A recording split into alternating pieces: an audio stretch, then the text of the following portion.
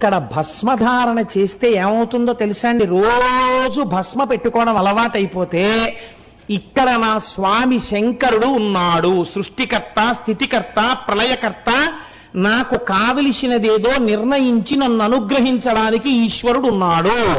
ఇక్కడ పెట్టుకున్నారు. నన్ను మాయ కమ్మకుండా, నేను అడిగినవన్నీ ఇవ్వకపోతే మళ్ళీ శంకరుణ్ణి తిట్టకుండా, అమ్మవారు రే నీకు అవసరమైంది ఇవ్వడం ఆయనకు వచ్చురా అని చెప్పడానికి బొట్టు రూపంలో ఆజ్ఞాచక్రం మీద ఆవిడుంది. నా తల్లిదండ్రులు ఇక్కడే ఉన్నారు, నా బుద్ధి యందు ఉన్నారు. ఇంకా నేను దేనికి భయపడాలి, దేనికి ఉద్రేకపడాలి? ఎవడో ఉద్రేకపడ్డాడు, అది వాడి కర్మ. నేను ప్రశాంతంగా ఉంటాను, నన్ను చూడ్డానికి నా స్వామి ఉన్నారు, మా అమ్మ ఉన్నది. ఇప్పుడు మీరు దేనిలోకి వెడుతున్నారు బాగా గమనించండి. మీరు శాంతములోకి వెళ్ళడం ప్రారంభమైంది. భస్మతో పాటుగా భావనానుసంధానము జరిగితే మీకు పరమ